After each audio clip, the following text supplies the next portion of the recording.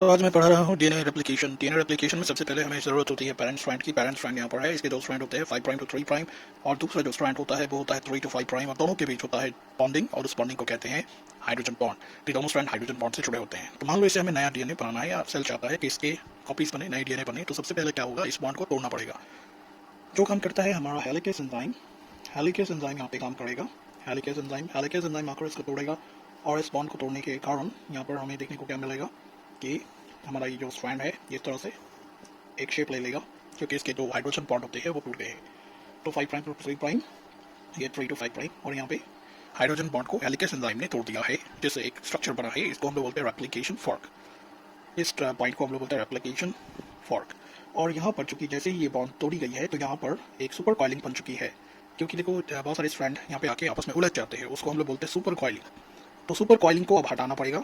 और एक पॉइंट है कि ये जो दोनों स्ट्रैंड है ये दोनों अपनी जगह पे फिक्स रहे, उसको भी एश्योर करना पड़ेगा। तो यहाँ पर एक एंजाइम आता है जिसका नाम है जाइरेज, या डाइवेज भी इसको पढ़ा जाता है। डाइवेज एंजाइम आकर सुपर कॉइलिंग को हटा देता है, जिसकी वजह से स्ट्रैंड रिलैक्स हो जाते हैं।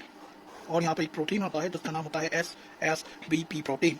वो प्रोटीन आकर इसके इस पॉइंट से आकर जुड़ जाते हैं, ताकि दोनों स्ट्रैंड अपनी जगह पे रहे।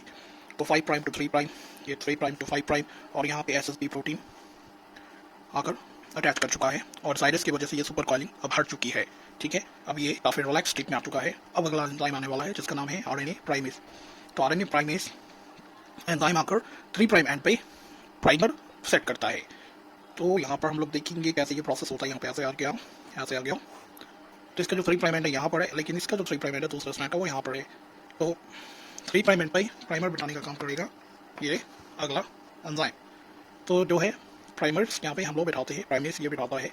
प्राइमेस इस तरह से बैठते हैं, क्योंकि देखो 3 प्राइम यहाँ पे अवेलेबल है, तो यहाँ पे एक ही प्राइमर बैठेगा, लेकिन यहाँ पे बहुत सारे प्राइमर बैठेंगे, क्योंकि यहाँ पे 3 प्राइम डायरेक्टली अवेलेबल नहीं है। ठीक है, अब सबसे मेजर एंजाइम आने वाला है जिसका नाम है DNA polymerase. DNA polymerase enzyme आता है, और ये डीएनटीपीस को लेकर आता है। डीएनटीपीस यहाँ पे जो रीडिंग स्ट्रैंड है, यहाँ पे बहुत सारे न्यूक्लियोटाइड्स है, जैसे कि A है, T है, D है, C है, ये सारे लोग यहाँ पे बैठे हुए हैं। तो उसको रीड करके ये उसके अल्टरनेट, जैसे A के उल्टा T, T के उल्टा A, G के उल्टा C, C का उल्टा G, उसको यहाँ पे सेट करके फॉस्फोडाइस्टर बॉन्ड बनाता है। ये काम करता है डीएनए पॉलीमरेज। तो डीएनए पॉलीमरेज यहाँ पे काम करेगा, और काम करने की वजह से हमें क्या देखने को मिलेगा कि ये जो 3 प्राइम 5 यहाँ पे देखो इस तरह से, तो यहाँ पे पहले से प्राइमर बैठे हुए, देखो यहाँ पे एक प्राइमर बैठा है, और यहाँ पे बहुत सारे प्राइमर बैठे हैं। यहाँ पर एक है, एक यहाँ पर है, एक यहाँ पर है। तो इन सब जगह पे बैठता है ये डीएनए पॉलीमरेज आता है, और ये अपना काम शुरू करता है, और ये इनको रीड करके यहाँ पे एक लंबा चेन बनाना शुरू करेगा। ठीक है, तो ये रीड आउट करके यहाँ से एक लंबा चेन बनाएगा, यहाँ पे काफ़ी लंबा एक चेन बन जाएगा, ये मतलब इसको आगे बढ़ाएगा। तो यहाँ पे देखो डीएनए काफ़ी हद तक कंटिन्यूसली बन रहा है, और यहाँ पे डीएनए धीरे धीरे बनेगा। ठीक है, फ्रैगमेंट्स में बनेगा। तो एक में फ्रैगमेंट में बन रहा है, एक में कंटिन्यूसली बन रहा है। तो इस वाले स्ट्रैंड को हम लोग बोलते हैं, इसको बोलते हैं लेगिंग स्ट्रैंड। ठीक है, और इसको बोलते हैं लीडिंग स्ट्रैंड। और इस पर जो प्राइमर ये सब बैठा है छोटा छोटा, मतलब प्राइमर के साथ छोटे छोटे फ्रैगमेंट नए बनाए, इसको बोलते हैं हम लोग ओकाज़ाकी फ्रैगमेंट। Okazaki fragment. ठीक है, तो ओकाज़ाकी फ्रैगमेंट है। अब यहाँ पे एक एंजाइम आएगा जो इस ओकाज़ाकी फ्रैगमेंट के बीच से वो गैप है इसको फिल करेगा। उस एंजाइम का नाम है डीएनए लाइगेज। तो डीएनए लाइगेज आकर इस स्ट्रैंड को ऐसे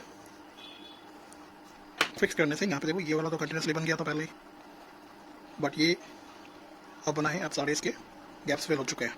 ठीक है, तो ये जो है हमें न्यू डीएनए मिल गया, और इनिशियली हमारे पास पैरेंट डीएनए था। ठीक है, so this is DNA replication.